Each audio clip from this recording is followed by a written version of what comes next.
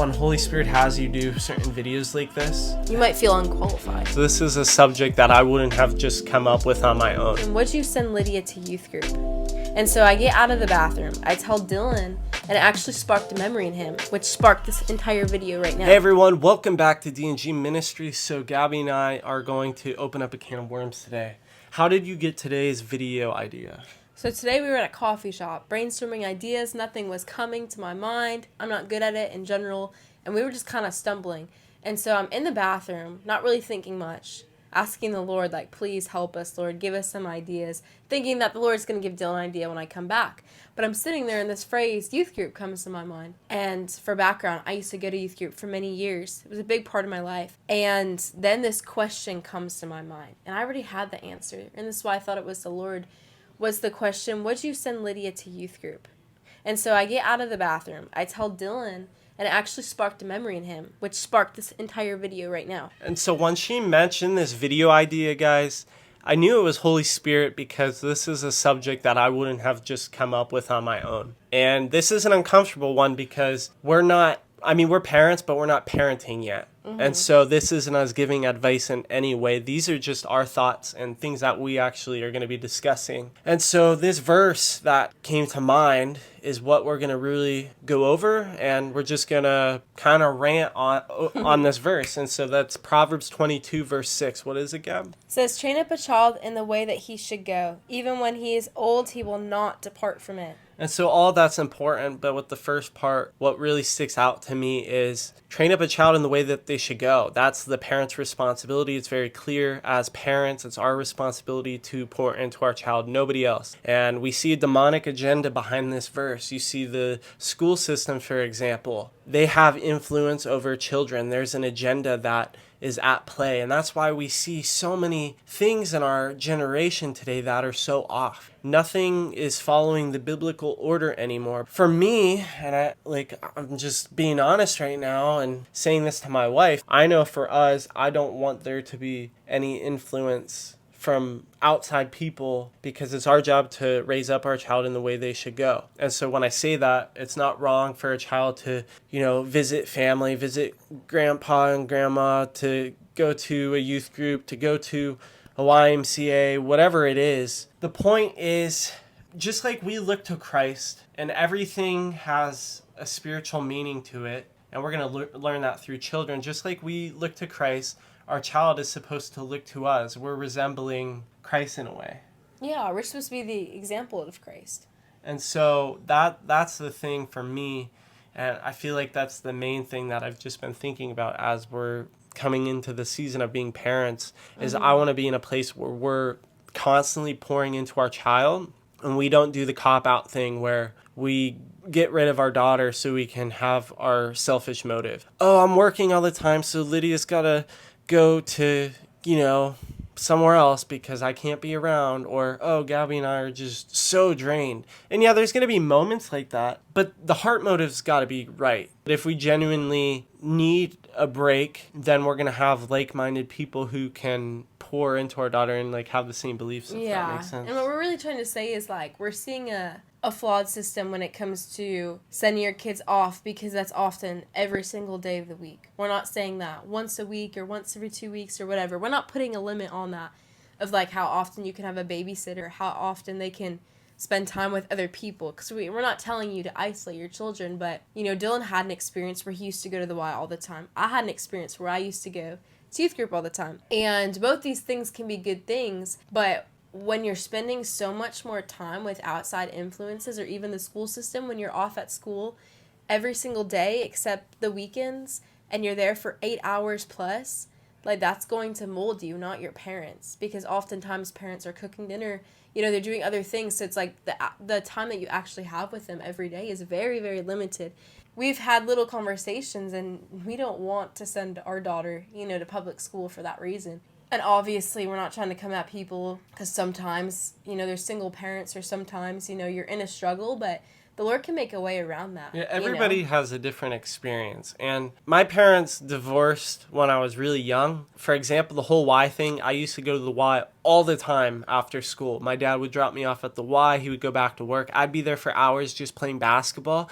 And I was young, so I didn't view it as bad. I was actually having fun. I really enjoyed it. I wasn't complaining. I wanted to go to the Y. But if my only time seeing my dad or my mom was at nighttime or in the morning, then there's something wrong. I know as a man, even being called to be a provider, that shouldn't be an excuse not to see your children. And so I think that's going to be a big thing for us. Yeah. It's like one of our convictions is we don't think 9 to 5 every single day of the week is healthy. And if that means striving a little more to make it, 3-4 days a week. So I think a lot of times, and I could be wrong because I'm not the parent that's doing this, I haven't walked in this, but I feel like from what I've observed, a lot of times these children are being sent off because of work, whether it's both the parents are working because they're in a tight situation, or both the parents are working because they think they need this big American dream and all these things and all these resources and the newest, best things, and that's why. But really, it's just sacrifice. Sacrifice some of the worldly things that you can have time with your children. For us, that means we're not going to work all this time. Well, more so Dylan, because I'll be staying at home, which is a sacrifice too, which shouldn't be, because that's how God literally intended for it to be.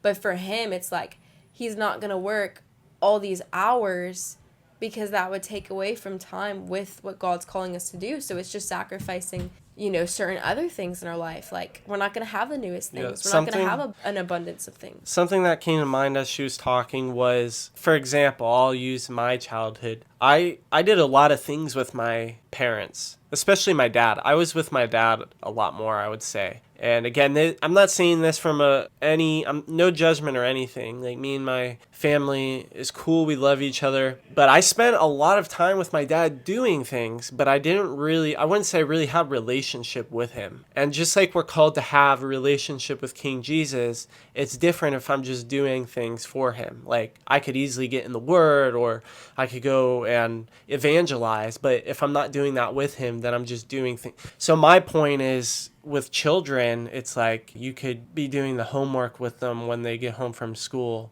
You could have dinner with them. But if are you being intentional? Yeah, that's the exact word that came to my mind just now. If there's no intentionality, you said it right. You're good. Okay, good. If there's none of that, then that family structure is going to be off. And at some point in that child's life, there's going to be some sort of hurt. I know as we come into this season of parenthood, there's going to be things that we get corrected on, and we're not going to have it perfect.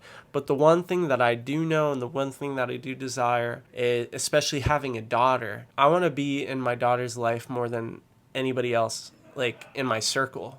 Whether that's family or other believers, there should be no excuse whatsoever. Yeah, because it's our responsibility to be that caretaker. We were the ones given the child. Not that you can't have other influences that are healthy, but we should be the main influence besides Jesus. And so I would say the biggest point of this video is that Gabby and I just see a lot of, especially in the world, we see a lot of parents who just have selfish desires. And obviously when we have our child, it'll probably expose a lot of the selfishness in us. I think the Lord's speaking to us about that, and we have our own experiences. And so we need the Lord to really lead us in this so we can be the opposite of our own experience. Because that's what happens is, if Christ is not Lord of your life, then something else is, and I'm not even saying the demonic spirit or something, but a parent raises their child based on experiences, like especially people in the world. You know how, for example, people always say, oh, I'm not going to do what my family did. But if you don't have the Lord, then that's going to be very difficult, and you probably will do what your family did because you're not completely healed or delivered from it. I mean, the one takeaway is go to Scripture, go to the Lord. What does he say about these things? Like, how can we do this in the most godly way ever? Because he's the one that created families. He's the one that created the structure of family. And so we have to go to him to learn these things and not just, worldliness. Not what's the norm. So that's going to be our video. Thank you guys for watching and supporting us. We appreciate all the comments that you guys leave us.